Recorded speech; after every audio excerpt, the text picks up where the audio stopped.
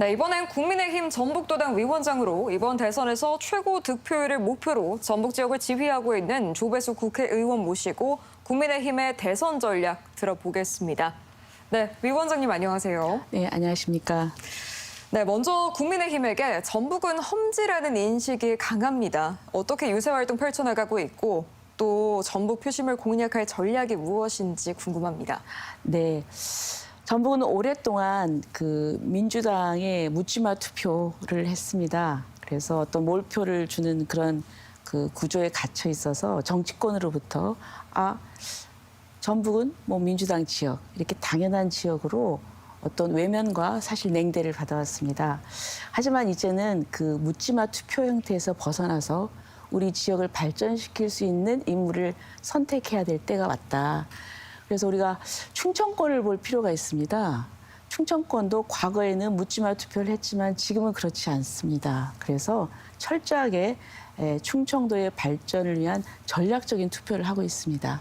그래서 한 번은 이쪽, 한 번은 저쪽 이래가지고 정치권이 애가 달아서 막 구애를 하고 많은 것을 예산, 정책적인 지원을 약속을 해서 지금 엄청나게 경제적으로 발전했습니다. 이렇게 서로 좀 견제와 균형을 할 수 있도록 우리가 좀 중립적으로 생각하는 게 좀 필요하다 이런 말씀을 드리고 싶습니다. 예, 또 전북 지역 목표 득표율로 지난 대선 때 기록한 14%를 넘겠다고 밝혔는데 어떻게 보세요? 가능할 것으로 전망하십니까? 사실 처음에는 좀 저희들도 굉장히 좀 걱정을 많이 했습니다.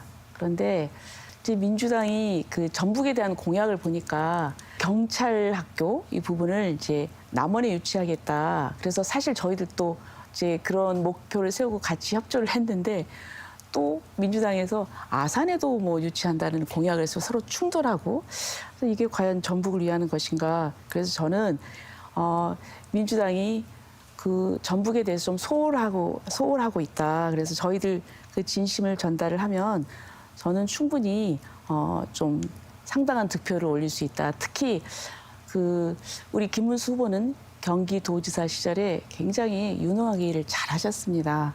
그래서 저희들이 좀 더 열심히 해서 득표율을 좀 많이 올리려고 하고 있습니다. 예, 지금 대선을 2주도 채 남기지 않고 윤석열 전 대통령이 부정선거 의혹을 다룬 영화를 관람하면서 한동안 잠잠했던 이 부정선거론이 다시 떠오르고 있는 모양새입니다. 당내 이견도 좀 있어 보이거든요. 이에 대한 위원장님의 의견도 좀 궁금합니다.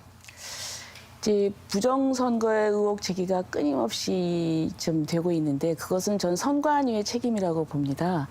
이제 의혹 제기가 되면은 그걸 자꾸 음모론이다 이렇게 치부할 것이 아니라 거기에 대한 해명과 공개를 하면 되거든요.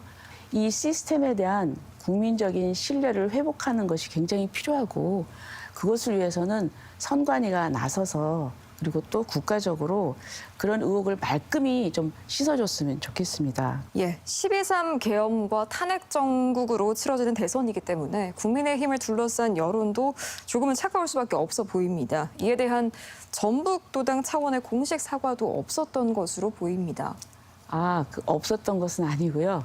이렇게 계엄과 관련해서 조기 대선이 치러진 것에 대해서 우선 계엄이 헌법재판소에서 위헌이라고 판결이 났기 때문에 또 그거를 수용하고 반성하는 것이 정치인의 도리라고 생각을 했고 그 점에 있어서 전북 도민들께 정중하게 사과를 드렸습니다. 또 이 자리에서 다시 한번 그 부분에 대해서 좀 죄송하다는 말씀을 드리겠습니다.